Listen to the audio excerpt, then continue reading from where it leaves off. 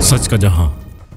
District Korangi के थाना Korangi industrial area की हदूद में शाहीन फोर्स ने कामयाब कार्रवाई करते हुए 2 मुल्जिमान को गिरफ्तार कर लिया। ये कार्रवाई गोदाम चुरंगी के करीब अंजाम दी गई। तफसीलात के मुताबिक शाहीन फोर्स को इतला मिली कि 2 अफराद इलाके में डकैती की वारदात में मुलविस है। इतला मिलते ही फोर्स के एहलकार ने मौसर हिकमत अमली अपनाते हुए मुल्जिमान का ताकुब किया। गोदाम चुरंगी के करीब PSO पंप के नजदीक मुल्जिमान का सामना होने पर एहलकारों ने फौरी कार्रवाई करते हुए इन्हें गिरफ्तार कर लिया। गिरफ्तार मुल्जिमान के कब्जे से एक 30 बोर पिस्टल, 3 छिने हुए पर्स जिनमें ATM कार्ड्स भी मौजूद थे, मोबाइल फोन और एक 70 मोटरसाइकिल बरामद। गिरफ्तार मुल्जिमान की शिनाख्त आशिक वल्द रमजान उम्र तकरीबन 19 साल और नादिर वल्द मोहम्मद सलमान उम्र तकरीबन 30 साल के नाम से हुई। पुलिस ने मुल्जिमान के खिलाफ मुकदमा दर्ज करके मजीद कार्रवाई का आगाज कर दिया है।